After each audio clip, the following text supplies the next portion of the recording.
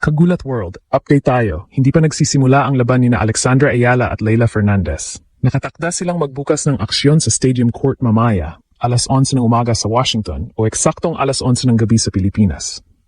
Round of 16 ito ng WTA 500 Mubadala DC Open at quarterfinal ticket ang nakataya.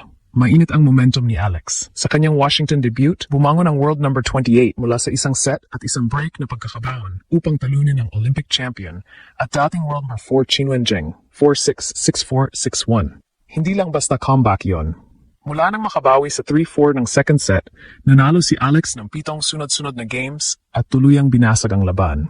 Sa kabuuan, kumuha siya ng 95 sa 176 points at kinonvert ang 6 sa 8 breakpoint chances. Pero hindi basta kalaban si Leylah. Siya ang defending champion sa Washington number 7 seed at galing sa mabilis na 6-1, 6-4 panalo kay Magda Linette sa loob lamang ng 1 oras at 19 minuto. Nasa kanya rin ang unang head-to-head victory matapos talunin si Alex 6-1, 6-4 sa Stuttgart nitong Abril. Kaya ito ang malaking tanong, makakabawi ba agad ang pagod na si Alex matapos ang 2-hour and 26-minute battle? O madadala niya ang apoy ng comeback laban sa mas preskong defending champion? Pilipinas kontra Canada, rematch, center court. At sa pagkakataong ito mas buo, mas matapang at mas mapanganib na Alex ang haharap. Ito na ang opisyal na sitwasyon bago ang isa sa pinaka-inaabangang laban sa Washington. As of this update, wala pang live score dahil hindi pa nagsisimula ang match. Ang official order of play ay malinaw. Leylah Fernandez versus Alex ang unang singles match sa Stadium Court, mamayang alas 11 ng gabi. At napakaganda ng storyline.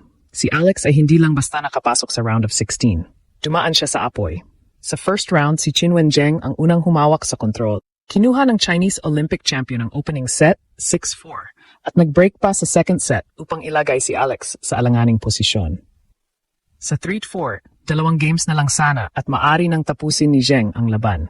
Pero doon lumabas ang bagong kalidad ni Alex. Hindi siya nagpanic, hindi siya nagmadali, at hindi niya pinilit tapusin ang point sa isang suntok lamang. Nag-break back si Alex at saka nagsimula ang pagsabog. 7 sunod na games ang kanyang napanalunan.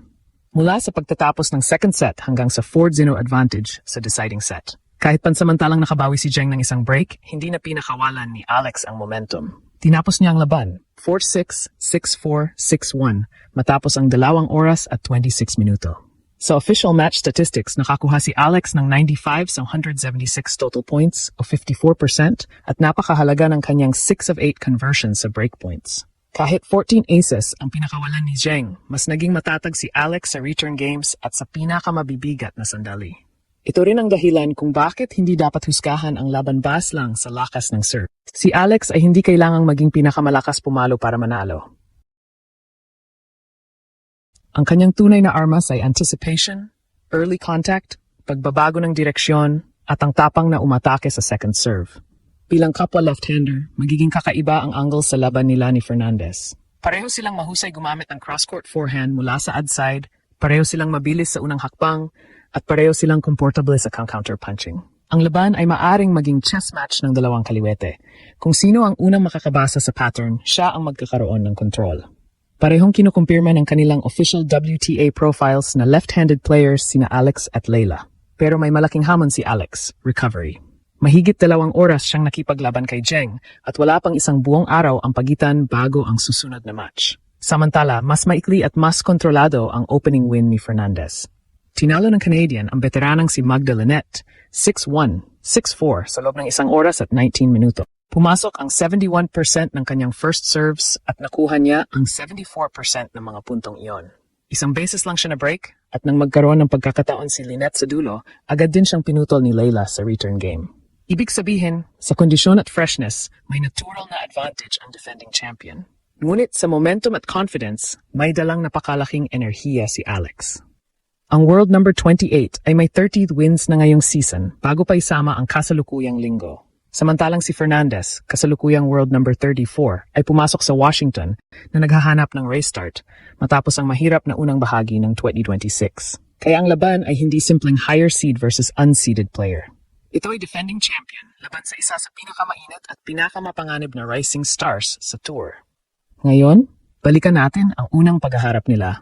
Nitong April sa Stuttgart, si Leylah Fernandez ang nanalo. 6-1, 6-4 sa loob ng 1 oras at 28 minutes. Malinaw ang mensahe ng scoreline. Nakapasok agad si Layla sa rhythm. Pinilit niya maglaro si Alex mula sa uncomfortable positions at hindi niya binigyan ng sapat na oras ang Filipina upang buuin ang kanyang patterns. Iyon ang unang opisyal na WTA meeting nila, kaya 1-0 ang head-to-head pabor sa Canadian. Pero malaking pagkakamali na isipin na pareho pa rin ang Alex na makikita natin ngayon. Mula Stuttgart hanggang Washington, dumami ang high-pressure matches ni Alex at mas naging komportable siyang manatili sa laban kahit hindi maganda ang simula. Siya mismo ang nagsabi matapos talunin si Zheng na matagal na niyang taglay ang fighting mindset. Ngunit ngayon ay mayroon na siyang mas maraming experience at mas maraming ammunition upang suportahan iyon. Hindi lang ito motivational line. Nakita natin ang pruweba sa paraan ng kanyang pag-adjust. Mas malalim ang returns, mas kontrolado ang rally tolerance, at mas malinaw ang pagpili kung kailan na atake. Sa social media, official WTA accounts ang nanguna sa pag-highlight sa grit and determination ni Alex matapos ang comeback kay Zheng.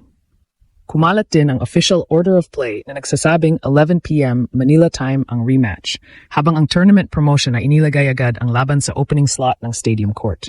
Hindi maliit na bagay iyon. Ayon mismo sa tournament chairman na si Mark Ain, napakalaking bahagi ng ticket inquiries nitong nakaraang buwan ay tungkol sa kung kailan maglalaro si Alex. Ipinapakita nito na hindi lamang Filipino fans ang nakatutok. Isa na siyang major attraction sa Washington. Ano ngayon ang kailangang gawin ni Alex para makabawi? Una, kailangan niyang protektahan ang second serve. Si Layla ay mahusay pumasok sa baseline at kunin ng maaga ang mahinang delivery. Kapag naging predictable ang serve placement ni Alex, agad siyang ididikta ng Canadian.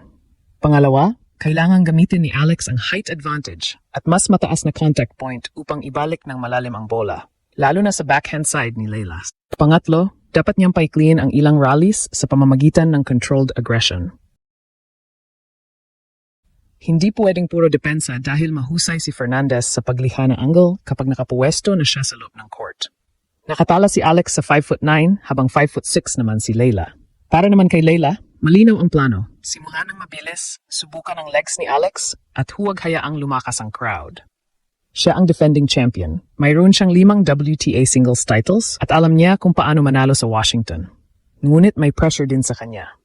Maraming ranking points ang kanyang ipinagtatanggol at siya mismo ang nagsabing ang mindset ng kanyang team ay hindi defend, kundi lumabas at muling paghirapan ang titulo. Sa aking pagsusuri, bahagyang pabor kay Fernandez ang freshness at dating head-to-head result. Pero hindi na ito ang mismatch na nakita sa Stuttgart. Kapag nakalampas si Alex sa unang 4 na games nang hindi nabibigyan ng malaking lead ang Canadian, magiging tunay na 50-50 battle ito. At kapag umabot sa deciding set, ang big match confidence ni Alex ang maaaring magpayanig sa stadium court.